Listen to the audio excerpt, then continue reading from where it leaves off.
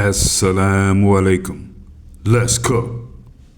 Okay, people, just in out of the state of Pennsylvania, they charged 14 people with what investigators describe as a cocaine trafficking operation involving Penn State students and two off-duty fraternity houses. They call this thing Operation Drugs Unlimited. Now, what they say happened is that there's an operation that was running between 2023 and 2024, where large quantities of cocaine were being transported from Philadelphia and New York to State College, Pennsylvania. These drugs were then cut, packaged, and distributed amongst Penn State students. Now, there were two fraternities that were involved in this, Sigma Chi and Delta Upsilon, okay? Now, that's what these guys were doing. They were selling big drugs on the Penn State campus, okay? White boy fraternities. They identified two guys who were the leaders of these operations, okay? One of them is Agostino Abatiello, 24 years of age, white American man from Westbury, New York. Abatiello is a senior member of Sigma Chi. They also have another white American man by the name of Thomas Robinson, age 23, from Pittsburgh. He's a senior member of Delta Upsilon. Okay, now these fraternity houses became their packaging locations. So these guys would get the product on campus, take it down to their frat houses and break it down. They would cut it, package it, and they would use frat brothers or fraternity brothers or pledges to do the work for them. Okay, so that's how they were doing it. I guess if you want to be part of this fraternity, boom, boom, this is what you got to do. And some of these pledges were required to cut and bag the cocaine as part of the initiation process. So they was, making it make sense for them, I guess. Like, you want to be part of this thing? Here you go. This is what you got to do. You want to do this bad enough? This is part of it. So I guess if you sat around and did it, oh, well, that's on you. You're an adult. Also, people, I got to add that these guys, right, these two, Abatiello and Robinson, they are no longer students at Penn State. They have since graduated and moved on or whatever, okay? But this was all going on at this time.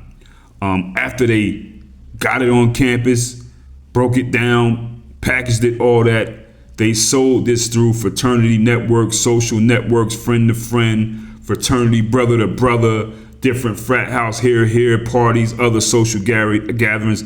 Big money on the college campuses when it comes to drugs. So we have this guy Abatiello and the other dude Robinson at the top, but there were also some other guys who are facing serious charges with them. One is Muhammad Harabi and another by the name of Lars Zietfat and another guy named Robert Zanola. These guys are also facing major charges.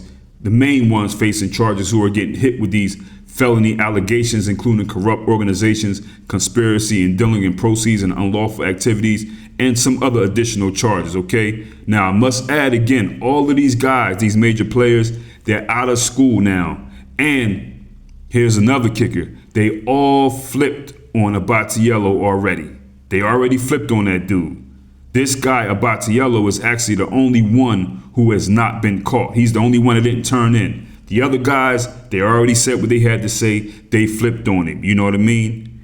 They're waiting to get this guy Abatiello. I guess he's doing what he got to do and getting his legal team together before he turns in. I don't know. I don't know if he's going to run and flee, whatever. I don't know. You know what I'm saying? And again, people, this went down when these guys were at Penn State. They have all since graduated and moved on. Not saying they moved on from selling drugs, but they moved on from the college. Okay, there are other guys also who were caught up with them. Liam Smith, Michael Brongo, Caton Ho, Connor Hurley, whatever, man, Chris Wiseman, some other guys who are facing misdemeanor drug possession and paraphernalia charges. And these are other guys who were just with the frat that were just doing things, bagging it up, cutting it down, talking to this person, whatever, helping them sell it. There's also one guy who's a father who's involved. Now, the guy, Thomas Robinson, his dad, Paul Robinson, actually was charged also because he tried to help his son out by hiding drugs and cash in a safe, which they say obstructed the investigation. So that's this guy you see right here, Thomas Robinson. Penn State said that Delta Epsilon has been placed on interim suspension while the university investigates, and they said that the situation with Sigma Chi is different. Penn State says that Sigma Chi is not currently a university recognized organization and operates outside Penn State's support and oversight. So this is what's going on. These guys were bringing in the cocaine from Philadelphia, New York, taking them to State College, cutting it, packaging it. Drugs are big money on college campuses. I guess these frat guys said, we know the people, we're the ones using it. We know everybody else that using it. We are at all the parties, all the social outings. Let's go ahead and make a lot of money. And that's what they were doing. They were making a lot of money. People, this right here is not uncommon at universities, especially big universities, when it comes to, drugs and all kind of stuff like that. There was another situation like this back in 2020 in North Carolina with UNC, Duke, Appalachian State. They had a fraternity drug ring going as well. And in December of 2020, federal prosecutors announced charges against 21 people after a DEA investigation uncovered what authorities say was a large-scale drug trafficking network operating around several North Carolina universities. So these were fraternities using University of North Carolina at Chapel Hill. They were using Duke, Appalachian State, and these fraternities were Kappa, Sigma, Phi, Gamma, Delta, and Beta, Thigma, whatever, man, whatever. White Greek fraternities, man, they were doing this. Making big money. I mean, they were selling pounds of marijuana, kilos of coke. It's big money on these college campuses, especially these big state universities, white dominated. I mean, these kids are on drugs. So I guess they figure, hey, this is an outlet to make money, is a little bit safer. I don't know, but they got busted. Here's the thing. White people are in control. These are white guys. White people will always get theirs out of trouble some kind of way. They'll always move the goalposts.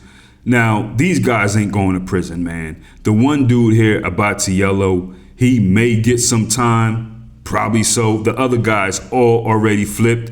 Maybe he'll get some time, maybe he won't. He'll probably go into a drug program or something. But these dudes will not get anything equivalent to what young black men would get if they were doing this.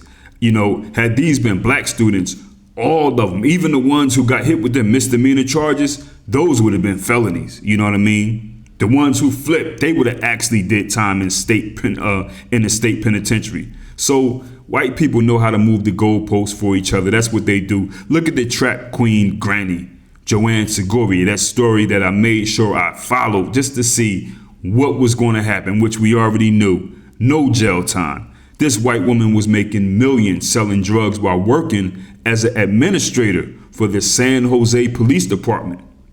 High ranking. She didn't even have to pay restitution. She made millions, kept the money, reinvested it or whatever, made more. She's good. White stuff. That's what they do. They're going to make sure that their people are not held accountable for what they do. You remember the situation out in California with that white boy named Cameron Terrell? Wealthy white teenager from California, Palos Verdes or whatever. He went to an affluent high school, got involved with the rolling 90s Crips in South LA. They embraced him. He's all in. He's getting tattoos, gang signs. He's showing them with weapons. He's with the gang members. He's all the way in.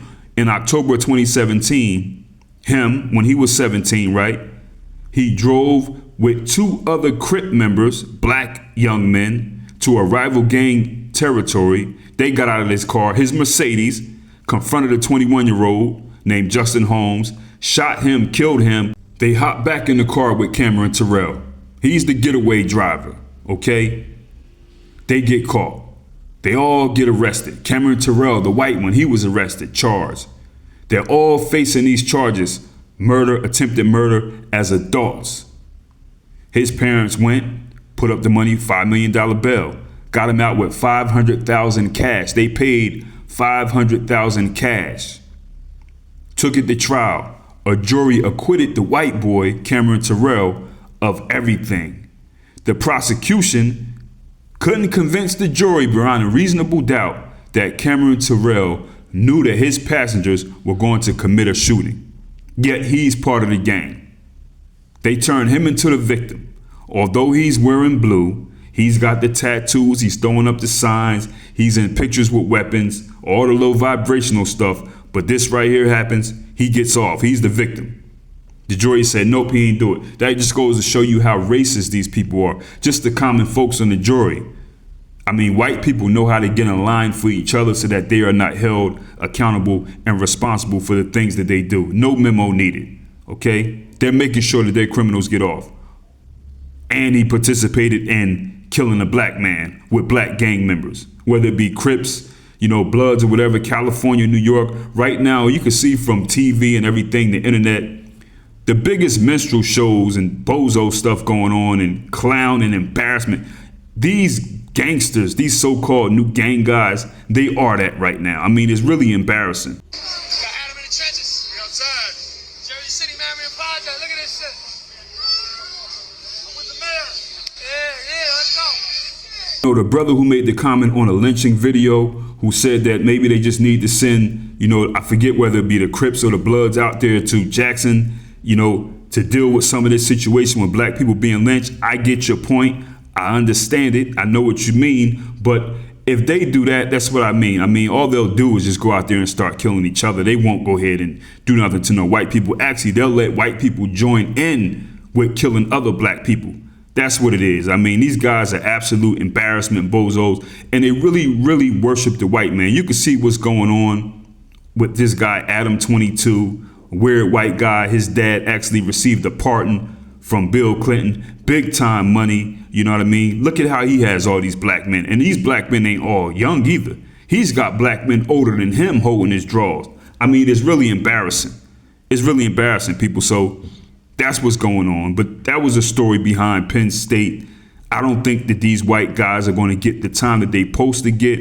I think that they'll all get off eventually. The one who they waiting on, I think he'll find a way to go into some kind of drug program or them document it some kind of way to make it look like, but who knows? We'll see. Get in the comments. Let me know what you think and know about this. Link in the description to the masterpiece. The N-word is no secret in the service. Also, link to the email list. Holla at that so that you know where the content is, just in case it disappears. Easy.